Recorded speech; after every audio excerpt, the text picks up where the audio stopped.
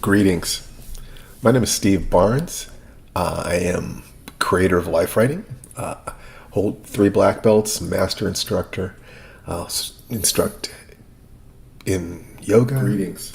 And let me see. I am still learning how to do this. So what you were just hearing is the live stream going to YouTube. So I am just working on getting these. Like I've been telling you, I've moved to a new house. And it's beautiful, it's wonderful, but it's also cluttered. So every day, hopefully, you will see things getting a little better, a little simpler. But this is life. Life is messy. And I am certainly alive. Anyway, so what I wanted to talk to you about is what these are about. And these are all about mastery. Because I don't believe that you should settle for anything less than mastery in your life.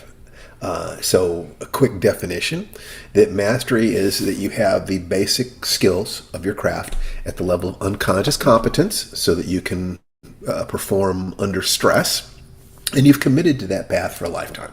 If you do that, if you do those two things, you are on the path of mastery as much as anyone else who's ever been on that path, even though there will be some who are horizons distant from you and others who are behind you.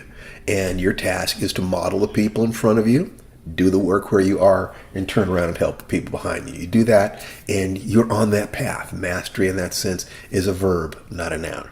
So the primary tool that we've used for this, that we're discussing for this, is fire dance. You know, it's the idea of doing affirmations, visualizations, emotional floods while you are performing Tai Chi Chuan.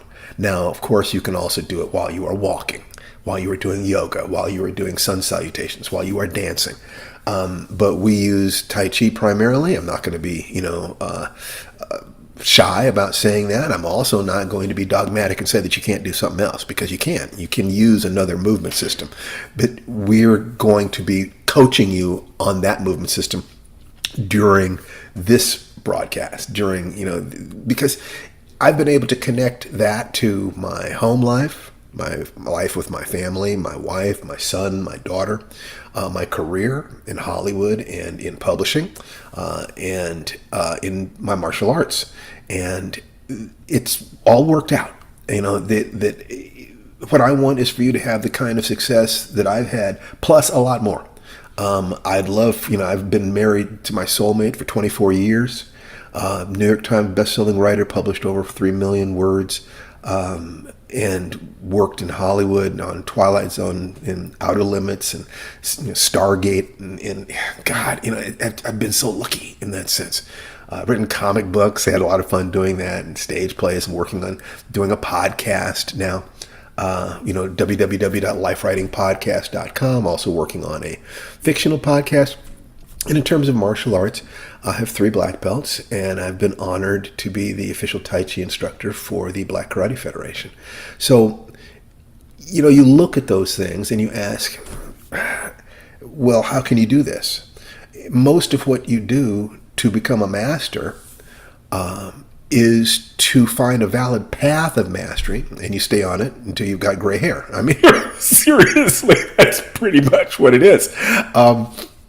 And if you do that, people will say, the master. And all they really mean is, if I do what he does, I will become an expert.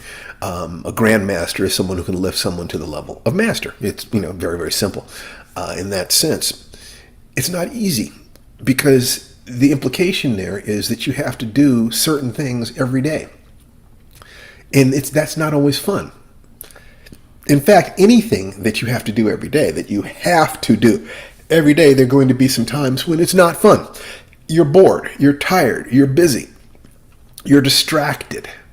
You begin to question yourself. You don't know whether or not this is a valid path. You take a look at the structure of the hero's journey, and you can see that, you have a character who is challenged, and ordinarily they will reject that challenge due to fear. Then they will accept it, and they'll set out on the road of trials, during which they meet allies and gain powers. That's the majority of the journey, is just chop wood, carry water every day. If they continue on that path, they will hit the dark night of the soul. The dark night of the soul is the moment in which it feels that all of your insufficiencies are rising up to eat you. They're going to eat your dreams. You can't do it. The way through the dark night of the soul is the leap of faith. faith in yourself, faith in your companions, or faith in a higher power.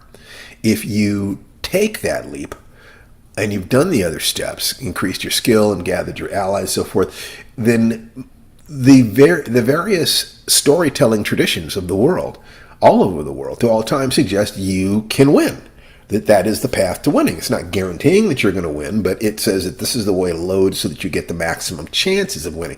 So if you can take what I just said about the hero's journey and apply it to any specific goal you have in your life and break it down like that, you can actually see in advance the resources you're going to need to publish a book or find your soulmate or master martial arts or master your body or whatever it is that you intend to do, although we do suggest that you have goals in all three major arenas, because that way there's no place for your BS to hide. You know, the fact is that our crap, our negative beliefs will hide in the place that we don't want to go looking for them. So if you're not physical, that's where they're going to hide. If you're not committed to building a business or building a career or an education, that's where it'll hide. If you're not committed to having a healthy relationship with yourself and with a loved one and with your community, that's where it will hide. But it's going to hide someplace. By looking at all three arenas at the same time, you're opening the doors. You're turning on the lights. There's no shadows for your dark stuff to hide in. So that's what we want. We want no place for it to hide. Now, one of the things I've done is anytime I've had a chance to meet someone who is extraordinary, I like to find out what motivates them. What is not just the difference that makes the difference, but what is the difference that gets them going every day? What is the thing that they use to motivate themselves to get up and do the same thing again and again and again? I remember many years ago, Danny Inosanto, I think, had just turned 60, perhaps. Said, Steve, you can stay in shape as you get older. It just takes a little more to motivate yourself every year. A little bit more to motivate yourself. So 5 years ago, I wanted a private lesson with Danny for my Christmas present to myself. And so I got in touch with him and asked him, and he and his wife, Paula, bless their hearts, gave me one of the greatest Christmas gifts anyone could ever give me. Now, let me back up a little bit. If you don't know who Danny Inosanto is, it is my contention that he is candidate for greatest martial arts instructor who ever lived. Candidate. It's impossible because everybody's going to have different standards. But the reason I say that is not just that he has expertise in so many different arts, because he has expertise in dozens of different arts. Filipino arts and the Indonesian arts and the Thai arts and American Kempo and boxing and wrestling and on and on and on and on and on and on. He was also inherited Bruce Lee's Jeet Kune Do empire. He was Bruce's closest friend and workout partner. And because of where he lived, Southern California, and his connections to Bruce Lee and his connections to the Filipino martial arts community, he had access to a flow of information that the greatest Shaolin monks in the old days could not have had, because they may have had access to Chinese martial arts, but where were they going to learn Indian martial arts? Where were they going to learn Filipino martial arts? They're up on top of a mountain somewhere. So it isn't a matter of potential, and it isn't a matter of how hard he worked. What's matter is that he did have an extraordinarily high level of discipline and an extraordinarily high level of innate talent. He was a great sprinter and football player in high school, and a school teacher, which allowed him to learn how to organize information. So his classes are just amazing. Nobody better. And the man's in his mid-80s, and he still trains every day, and he still teaches every day. And before COVID, he was traveling all over the world and teaching. I suppose he's doing a little bit of traveling now, but it's kind of extraordinary. It truly is. So, Danny and Paula listened to my request for an hour of his time, which I was willing to pay very highly, and they gifted me 3 hours with him, because he had some time between, one appointment and when he was supposed to go to the airport to fly off to New Zealand or something. And he said that he had 3 hours to give to an old student. I trained with Danny for 3 years back in the late 70s, early 80s at the Filipino Kali Academy. And I'm telling you, I could not believe that he'd been so generous. I would have paid thousands of dollars for that. I mean, just honestly, because he's one of the best of the best of the best. And of the people who I have any kind of personal connection with, he's the best. And that's not a dishonor to my karate instructor, Steve Muhammad, because Danny was Steve's teacher. It's Danny Inosanto and Chuck Sullivan were Steve's teachers. So I'm remaining within my lineage. I'm talking to my master's master in that sense. And they have great respect and affection for each other. So there's, I care about things like that. I believe that you should show respect to those who have helped you along the path. So I would not go contrary to anything for Steve, but it's not contrary. At any rate, I drove down to his school, which is in Marina del Rey. If you have the opportunity to train with him, I strongly suggest, like I said, he's in his mid-80s now. We will not have this miracle of a human being forever. And you need the experience. Just go to one of his workshops and experience what mastery at that level is. True mastery, no question about it. And I got around to my question because I realized that he is what he is because of the things I said. He found true paths, true teachers, and he did what they said, and he did it every day. And he day after day after day after day, week after week after week after week, month after month after month after month, year after year after year after year, decade after decade after decade after decade. He did it when other people quit. He kept learning when other people said that they knew enough. He was always questing, always looking. And it's hard for me to even represent how good this man is. To touch hands with him is to know that you know nothing. You know nothing, Jon Snow. I mean, you know nothing, Steve Barnes. It's all the time that I've put into it. It's like I've built this really interesting wireframe, and he's water. So just pour it into the wireframe. It doesn't matter how complex the wireframe is and how beautiful the water runs right through it. That's me trying to stop Dan Inosanto. It's like it's a joke. It's just a joke.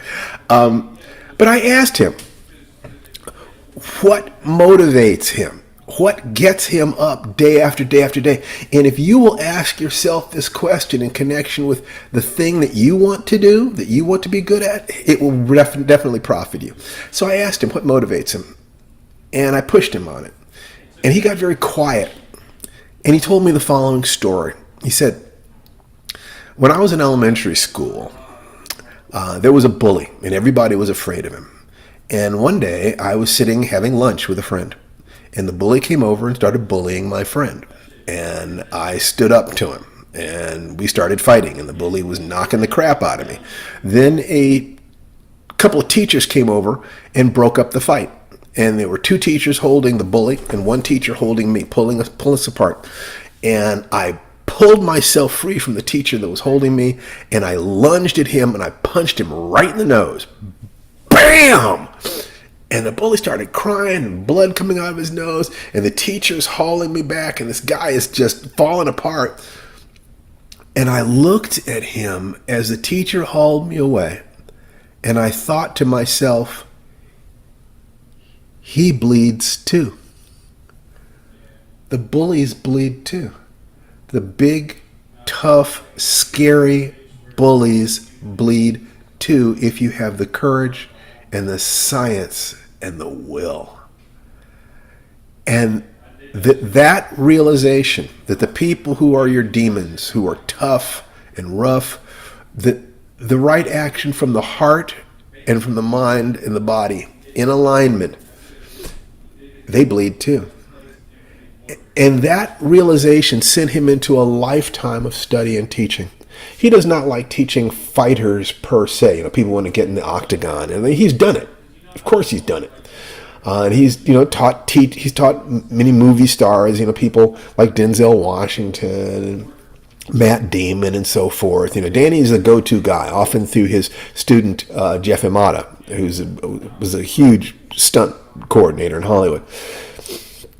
Most of what he likes to do is to teach just people who have issues with fear, people who want to become strong, and teaching people who want to teach people. And that's how you make an impact, by teaching teachers. That realization that could motivate a man, a human being, to become one of the best that has ever existed on the planet, said to me again that it's critical to understand, why are you doing this? Why are you getting up every day? Why are you motivating yourself? What is it about? Why are you doing it? The what is important, but the why is more important.